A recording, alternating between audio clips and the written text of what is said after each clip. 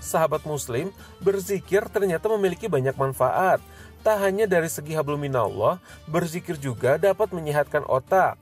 Sebuah penelitian di Universitas Washington yang dimuat dalam majalah Scientific American edisi Desember tahun 1993 menyebutkan, ternyata zikir bisa mengaktifkan syaraf-syaraf di otak. Saat itu, zikir yang menjadi objek penelitian adalah kalimat tasbih. Sebelum berzikir, aktivitas otak relawan tak begitu aktif. Namun setelah menyebutkan subhanallah berulang-ulang, hasilnya menunjukkan aktivitas syaraf dari otak para relawan menjadi aktif. Tentu saja hal tersebut menjadi kabar menggembirakan. Artinya, dalam setiap aktivitasnya, orang yang mengamalkan zikir pastinya mengalami peningkatan produktivitas di dalam kegiatannya. Semisal, bekerja sambil berzikir, yang membuat pekerjaan lebih mudah untuk selesai. Selain itu, manfaat zikir lainnya ialah mendapatkan perlindungan dari Allah Subhanahu wa Ta'ala. Karena dengan zikir, kita dapat membuka pintu keselamatan, baik di dunia maupun di akhirat. Adapun dalilnya berikut ini.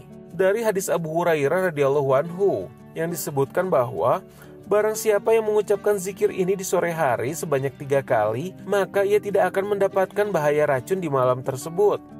Manfaat zikir berikutnya ialah dicukupi kebutuhannya. Karena dengan zikir, pintu rezeki akan terbuka. Dan saat berzikir, kita akan selalu merasa bersyukur dan tak pernah merasa kekurangan.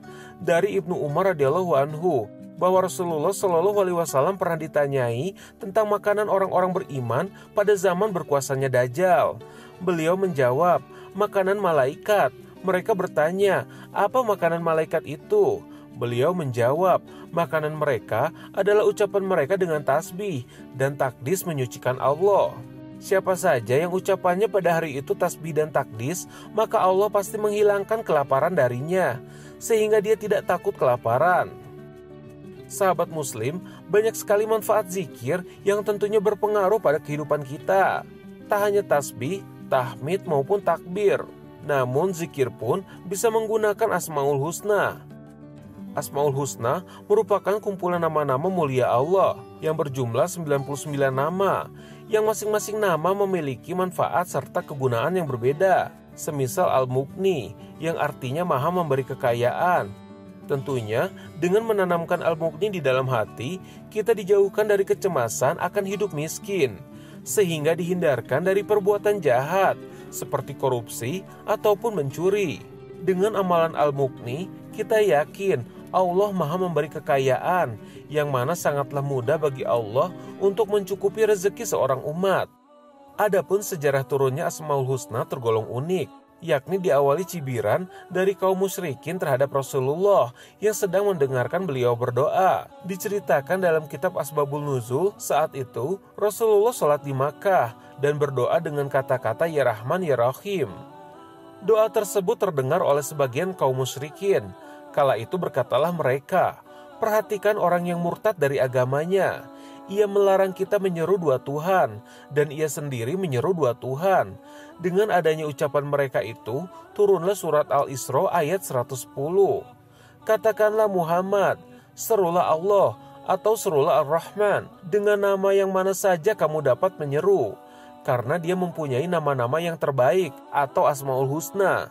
Dan janganlah engkau mengeraskan suaramu dalam sholat, dan janganlah pula merendahkannya, dan usahakan jalan tengah di antara kedua itu.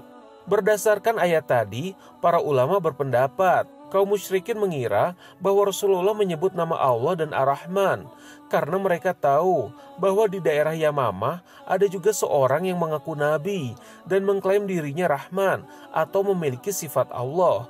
Dengan turunnya surat Al-Isra ayat 110, semua hal tersebut terbantahkan. Insya Allah, di episode yang lain kita akan membahas nabi palsu yang bernama Musa Ilamah, yang pernah hidup di era yang sama dengan Rasulullah. Untuk lebih lengkapnya mengenai hikmah Asmaul Husna, mari kita simak pemaparan berikut ini. Alhamdulillah sahabat muslim yang dirahmati oleh Allah. Insya Allah kali ini kita akan membahas perihal Asmaul Husna, ya. Masya Allah. Asmaul Husna adalah nama-nama yang baik yang Allah perkenalkan kepada kita sejumlah 99 nama. Dan bukan berarti Allah itu hanya 99, ya, tetapi itu yang bisa kita pahami. Karenanya cukup dengan 99 kita bisa memahaminya. Insya Allah. Ya, ingat, "Umay yattaqillah yaj'alhu mahrazan wa yarzuqhu min haitsu la yahtasib." Kata Allah, bertakwa saja sama Allah. Permasalahan sesulit apapun Allah akan berikan jalan keluarnya, dan wa yarzuqhu, dan mengenai masalah rezeki Allah akan datangkan dari arah yang tidak kita duga-duga. Nah, karenanya berbagai nama-nama Allah itu sesungguhnya nama-nama Allah yang akan memberikan rasa percaya diri kepada kita.